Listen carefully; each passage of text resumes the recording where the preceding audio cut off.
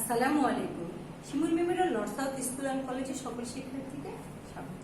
কেমন আছেন আপনারা? ভালো আছেন নিশ্চয়ই। আজকে আমি সামিরা ইয়াসমিন আপনাদের প্রথম শ্রেণীর গণিত ক্লাস নেব। তার আগে আমরা একটু ছড়া করে নিই, তাই না? ছড়া করবেন? মেঘের কোলে 4 লাইন করি। ওকে, 1 2 3 4। মেঘের কোলে রোদ হেসেছে, বাদল গেছে টুটি, আজ আমাদের ছুটি ও ভাই, আজ আমাদের ছুটি। ঠিক আছে না? মজা না? ছুটি, কিন্তু পড়াশোনাটা কি করতে হবে? করতে হবে। ওকে, তাহলে এই যে করোনা কালীন সময় যাচ্ছে, আপনারা তো সবাই জানেন না, স্কুলে আসতে পারছেন না, তাই না? সকালবেলা স্কুলে আসতে হচ্ছে না, বাসায় থাকতে হচ্ছে। তাহলে কি করবেন? বাসায় থেকে বারবার সাবান দিয়ে হাত ধুবেন, পরিষ্কার পরিচ্ছন্ন থাকবেন, পুষ্টিকর খাবার খাবেন, আর আব্বু আম্মুর কথা শুনবেন, বসে বসে হোমওয়ার্ক গুলো করে নেবেন। ঠিক আছে? সামনের পরীক্ষা, এই যে সামনের পরীক্ষা, এর জন্য এখন আমরা একটু বেশি বেশি করে লিখবো। ঠিক আছে? এতদিন আমরা 5টা আইটেম লিখতাম না, এখন আমরা 6টা আইটেম লিখবো। ওকে, চলেন লিখি। দেখেন 1 নম্বরে কি বলছে? সংখ্যা ও স্পেলিং লিখি। সংখ্যা কি আছে? 51 লিখেন। 5 10 1 51 54, 5 10 4 54, 55। দেখেন মাত্রা কিন্তু নাই, তাই না? 5 10 5 57, 5 10 7 লেখা হয়েছে। তাহলে আমরা একবার পড়ে নিই। 51, 5 10 1 54, 5 10 4 55, 5 10 5 57, 5 10 7 57। ওকে, ঠিক আছে। এবার আমরা স্পেলিং দেখি। 53, FIF TY, 50 TH আর ডাবল 53 লিখেছেন। আচ্ছা, এবার 56, FIF TY 50 SIX 56 লিখেছেন। 56, 58, FIF TY 50 EIGHT 58 60 SIX TY 60। আমরা এবার একবার পড়ব। হ্যাঁ, আচ্ছা। 53, FIF TY 50 TH আর double 53। 56, FIF TY 50 SIX 56 58 FIF TY 50 EIGHT 58 60 SIX TY 60 লেখা হয়েছে আপনাদের। এবার চলেন 2 নম্বরে যাই। দেখেন 2 নম্বরে কি আছে? ফাঁকা ঘর পূরণ করি। ফাঁকা ঘর পূরণ করি, এইটা এখানে কি চিহ্ন আছে? বিয়োগ চিহ্ন। এই বিয়োগ চিহ্নের প্রথম ঘর নাই, প্রথম ঘরের নাম কি? বিয়োজন। বিয়োজন যখন নাই তখন কি করতে হবে? বিয়োজ্য আর বিয়োগফলকে কি করতে হবে বলেন তো? মনে পড়ছে? হ্যাঁ, যোগ করতে হবে। আমরা যোগ করে দেখেন। এককের ঘর নেন, 1 আর 3। 3 আর 1 কত হবে? 3 আর 1 4 হবে। 4টা এককের ঘরে লিখবেন। লেখা হয়েছে? এককের ঘরে। এবার 2 আর 1, 2 আর 1 কত হবে? 2 আর 1 3 হবে। হয়েছে? তাহলে আমরা এককের ঘরের সাথে এককের ঘর যোগ করব, দশকের ঘরের সাথে দশকের ঘর যোগ করলাম। ঠিক আছে? এবার খ নাম্বারটা দেখেন। এখানে বিয়োজন আছে? হ্যাঁ, এখানে বিয়োজন আছে। তাহলে বিয়োজন যদি থাকে, বিয়োগ অঙ্কের বড় ঘর থাকলে আমরা কি করব? বিয়োগফল বা বিয়োজ্য বাদ দিলে বের হয়ে যাবে, তাই না? তাহলে আমরা 0 থেকে 0 বাদ দিলে 0, 2 থেকে 1 বাদ দিলে 1। দেখে এখানে বিয়োগ চিহ্ন আছে, এখানেও বিয়োগ চিহ্ন আছে, কিন্তু এখানে যেহেতু বিয়োজন ছিল না তাই আমরা এই দুইটা যোগ করলাম।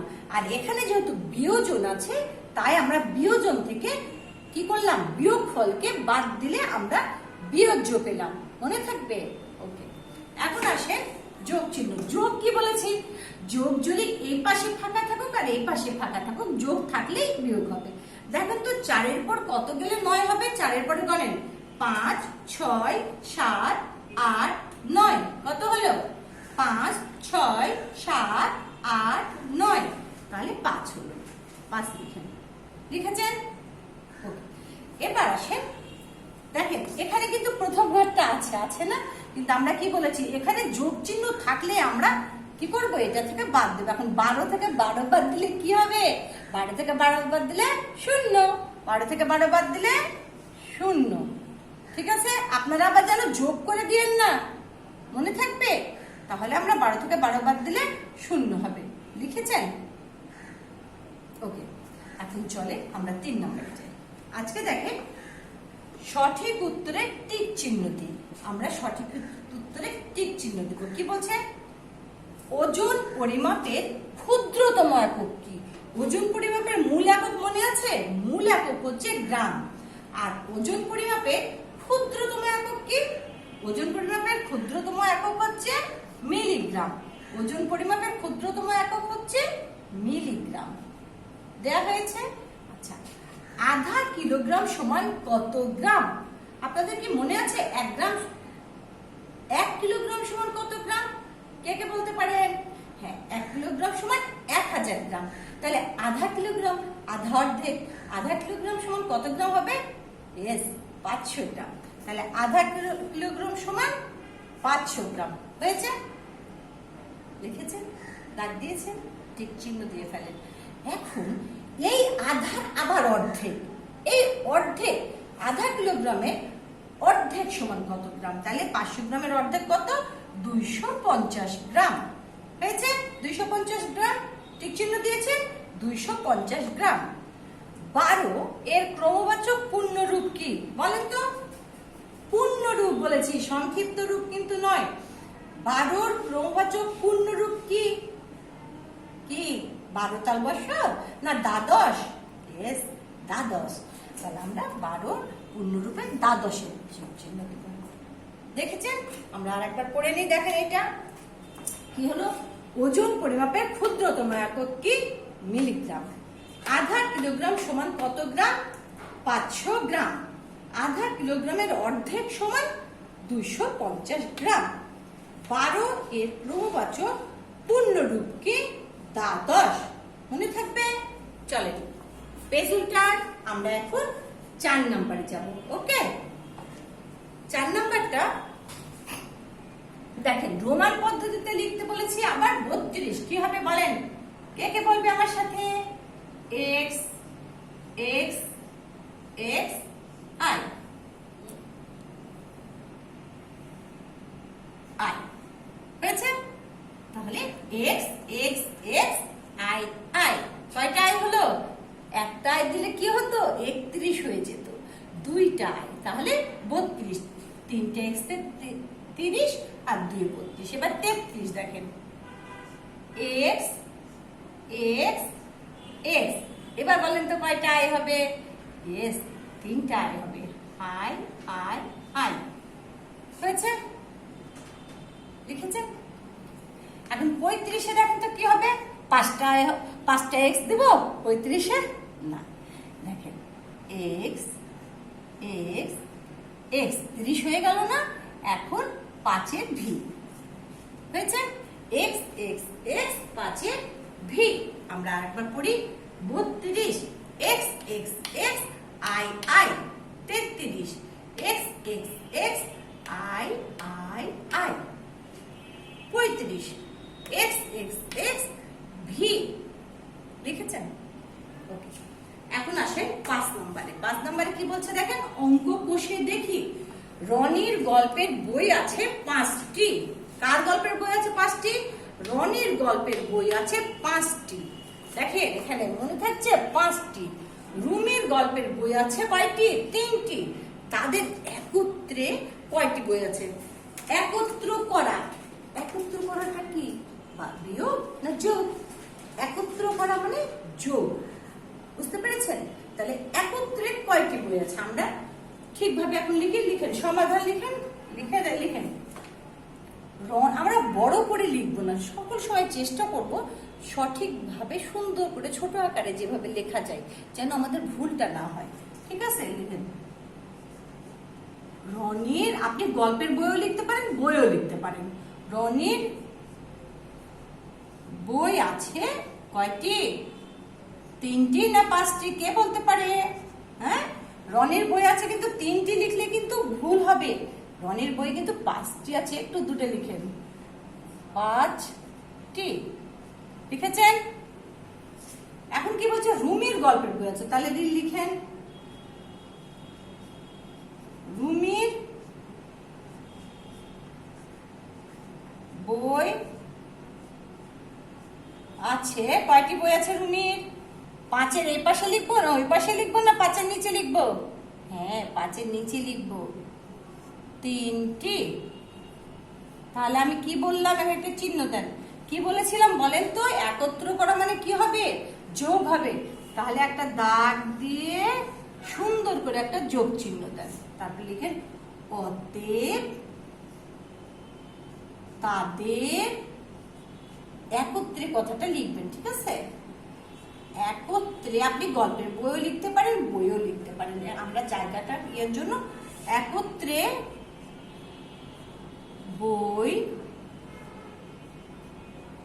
আছে কয়টি? 5 আর 3 কত হবে বলেন তো? 5 আর 3 কত হবে? 5, 6, 7, 8। এই 8টা ঠিক 3-এর নিচে যেন হয়। ওকে, আপনারা কিন্তু এই জিনিসটা খেয়াল করবেন।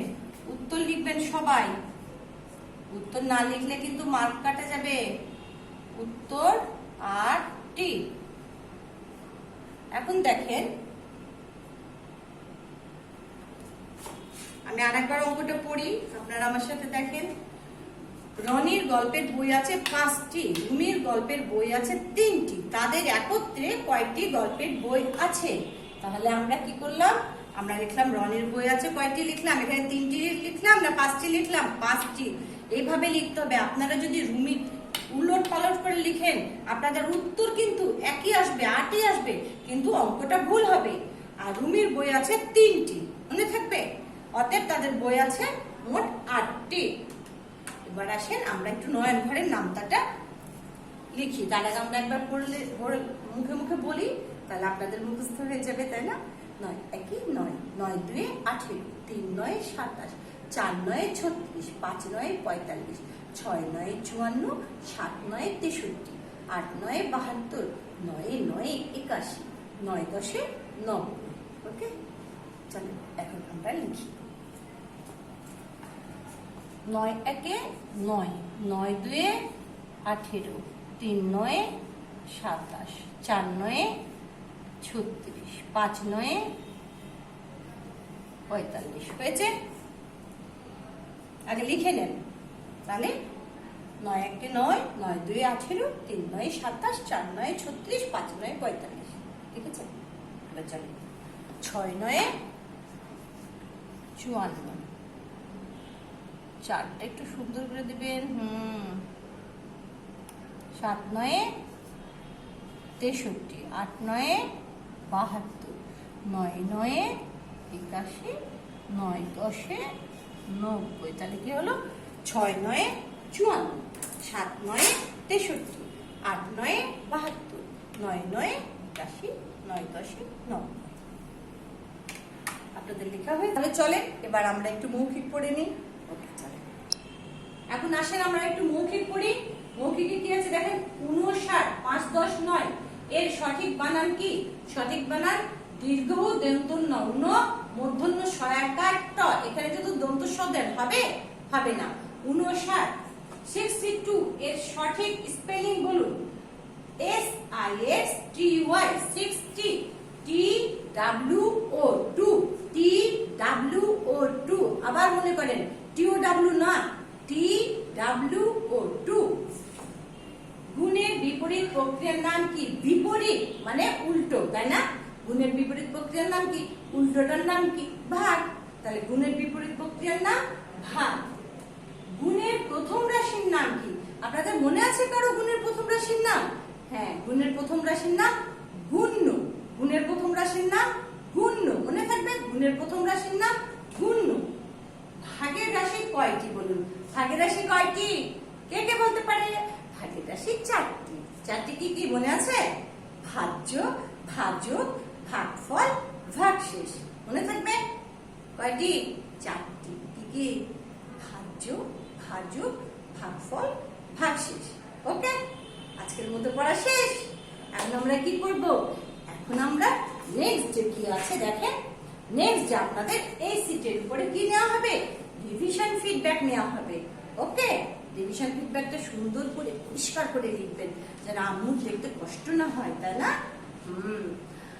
আর সব শেষে আবার আপনাদের বলি, সামনে পরীক্ষা আসছে, মন দিয়ে পড়েন, সিটগুলো ভালো ভালো করে পড়েন, ভালো ভালো করে পড়ে প্র্যাকটিস করেন, বাসায় ভালো করে লিখেন, চমৎকার করে লিখবেন, যেন একদম পরিষ্কার পরিচ্ছন্ন থাকে। ভালো থাকেন সবাই, ধন্যবাদ।